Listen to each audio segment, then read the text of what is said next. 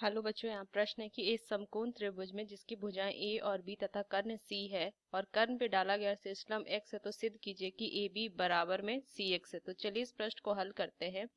तो एक अगर मैं समकोण त्रिभुज इस तरीके से बना लूं, दिया हुआ है ये समकोण है, तो इसे मैं ये दिया हुआ है सी, कर्ण सी दिया हुआ है और इसे मैं बी मान लूंगी और इसे ए मान लेती हूँ। त्रिभुज ए, ये सी और ये बी है। ये एबीसी एक त्रिभुज है जिसमें सी क्या है, ये सी कोण पे समकोण है और कर्ण सी और ये ए बी अलग भुजा है, तो मैंने लंब ले लिया बी और आधार ले लिया ए। अब बोल रहा है कि कर्ण पर सिस्टम डाला गया, तो ये क्या हो जाएगा, कर्ण पर सिस्टम में कोण सी से डाला जाएगा, तो इसको मैं मान लेती हूँ डी और इसकी जो लंबाई दी है वो एक्स दी हुई है।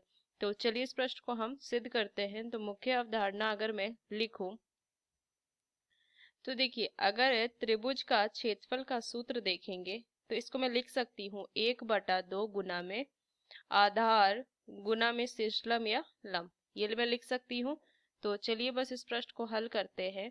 अब अगर मैं त्रिभुज ए बी सी की बात करूं, तो मैं यहाँ से लिख सकती हूँ कि आधार जो होगा इस त्रिभुज का आधार, उसको मैं बीसी ले लूंगी जो कि ए के बराबर है, और लंब जो ले लूंगी वो AC है जो कि B के बराबर है।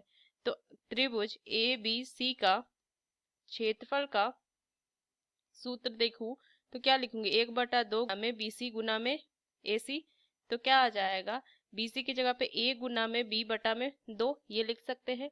अब देखिए अगर मैं त्रिभुज ABC में, अब मैं आधार जो है, आधार वो AB मान लेती हूँ जो कि C के बराबर है, और लंब जो है वो CD मान लेती हूँ जो कि x के बराबर है।